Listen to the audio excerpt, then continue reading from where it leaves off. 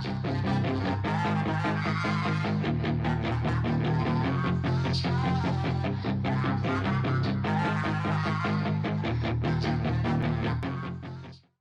up, guys? Barry Gaming here, back with some more Idle Heroes, and today I kind of forgot to do one of our big tests with our Holmes Young, or rather Star Alchemist Holmes Young, and that is in our PvE boss team. We're doing the whole energy feed thing. We're gonna get it going.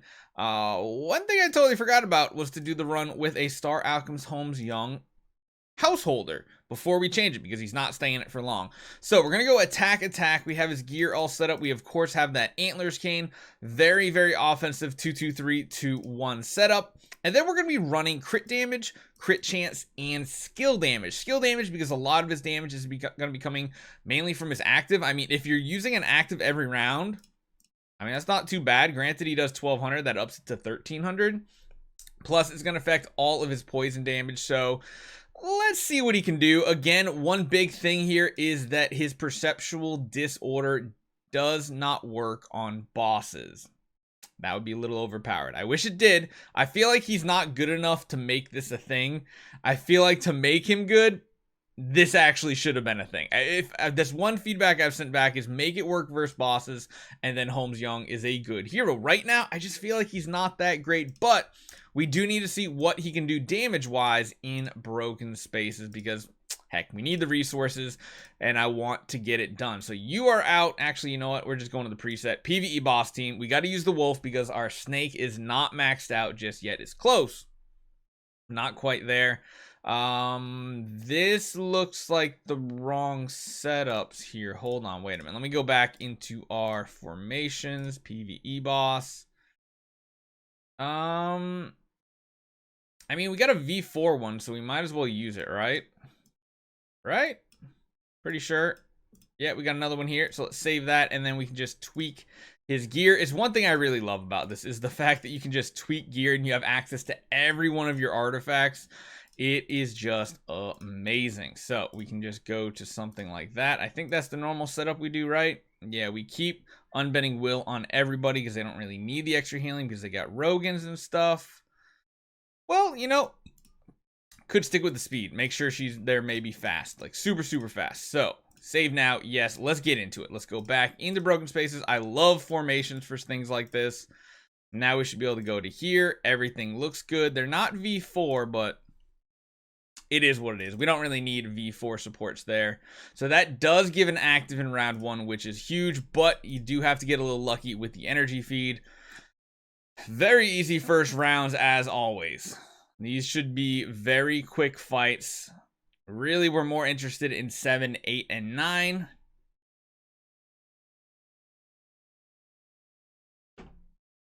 Looking good.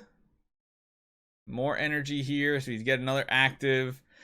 Yeah, it's just not that, like, wow damage that we've seen with other Transcendence heroes. The main one being, like, Lord of Fear Aspen and Vesa. Those two have been some of the best damage dealers. Still doing a lot of damage, but considering he's the main householder, it doesn't feel like it's an extravagant amount more than, say, the Queen. Granted, the longer the battles go, the better damage he will have, because his poisons last quite a while, and he's going to have that end-of-round damage constantly. All right, I think we're good here.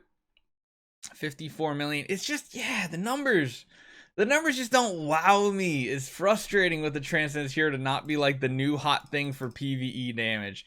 I mean, again, it's good damage, but it's just not like amazing damage. We're just gonna smash through the Gru wave. God Lord, we're not gonna watch that one. We have over 3,000 of these broken spaces badges now, which is just crazy amounts. I feel like there's still a use for something like a Rogan in a team like this. I was originally going to build like 2 or 3 Delaciums to try with Star Alchemist Holmes Young, but I just feel like it's going to be a letdown. Like, it's really going to be a letdown overall. Let's see what the end of round damage looks like here. So we got another ping. Okay, so ping damage 190.87. Lots of dots coming at the end of round. I saw like a couple in the hundreds of millions, which is okay, but it's nothing like stellar. Those extra potions not doing much. Not doing much with those extra potions versus the bosses. Granted, it's still a good chunk of damage we're doing. Like, it really is. 19? I mean, okay, this is going better than I was expecting here. I actually wasn't expecting him to do as good as he is doing.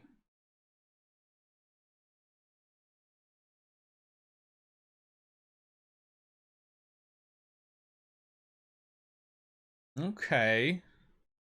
Not bad. This is going to be an interesting fight because, you know, of course, Heartwatcher does get CC'd with the Twines. Oh, we even got CC'd from the Seed sprouting. I hate how the Seeds sprout at, like, the beginning of the round after the Purify. It feels weird. There's no way we don't one-tap this wave, right? We're on round 4. Oberon's already almost at half health. I mean, it does look like the defense down is definitely still required because a lot of the targets are hitting that defense down target. Plus, of course, Holmes Young hitting both targets, which is nice. Got so many debuffs on here, you can't even see them all. That was like a 1.1 million final hit from the Holmes Young, so not bad. I feel like I should just call him Star Alchemist, though, because every time I say Holmes Young, I just think of the other one. Every time. End of round damage is pretty significant as well. So still going good. I mean, that's some good damage right there. That's not bad. That's decent. He didn't do great against Broken Spaces bosses. Or sorry, he didn't do good against the Flame Shrine bosses, but he's doing quite well here.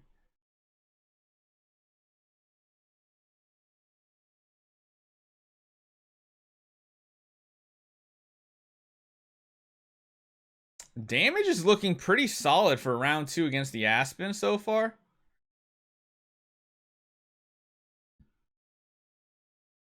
I mean, that's looking good. He's going to get all his energy back, which is perfect because he's going first every round after the first 2 rounds, after the Rogue and Speed buffs wear off.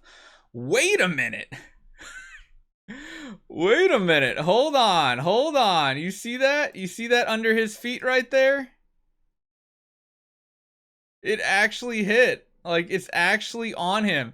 You remember how we have these weird, like, CC effects happening with Aspen because he has that stacking buff?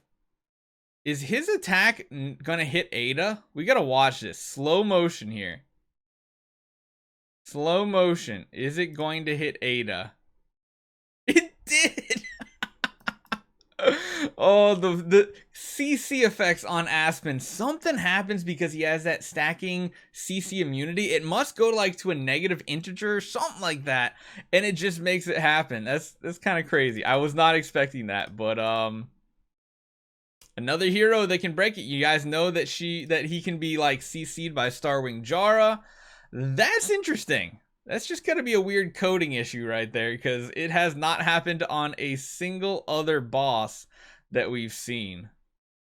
Oh, I forgot. All these stupid swirly swirls are so annoying.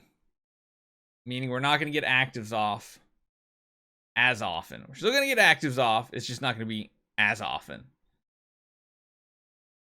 And this one's probably going to take multiple fights as well. It's gonna be weird. He's gonna be able to stack up some basic attacks here, which aren't horrible. His basic attacks are still decent. Nowhere near as good as his active, just like most heroes. Let's see, let's see. Okay, still good damage. 5 rounds in, the carry feels like she's barely taken anything, though. Luckily, the defense down is on carry, which means she cannot dodge attacks, which is huge for us. I mean, that was like was that a 4.1 billion hit? Just from the active, I think?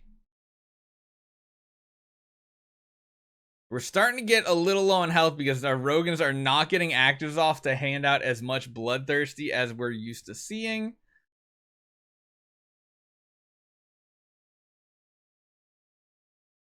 Yeah, we're just probably going to start losing some of our support heroes like in the next round. Heartwatcher might go down.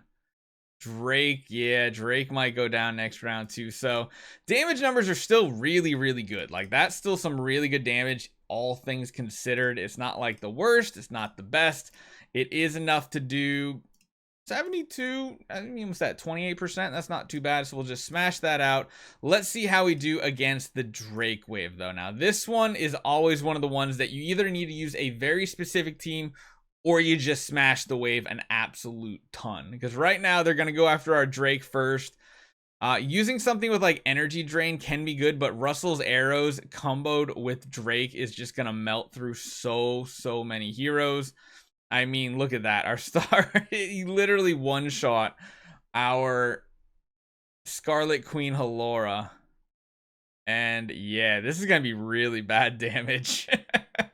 We're going to have to take like 100 hits, I think, on this wave to get it done. Yeah, even the Russell's ping damage just melts through him. Very low damage because of that combo here. Now, the one luxury we have is we don't really have to find amazing teams. Let's see, 3,041. How many is this going to take? 3,040. So it took like 60-ish, roughly 60, take us to claim it done. But we can now finish this out. Overall, not that impressed with him. The one thing this does allow us to do, though, is continue upgrading our monster here. We need to finish him out. It's the very last one to go. And we're almost there. We're a little, I mean, halfway as far as the number goes, but the resource does scale up. We almost have the snake done, and that is going to be our last monster complete. But yeah, not really a PvE damage dealer. So let me know what you guys think. Hopefully you guys enjoy this one. I'll see you guys next time.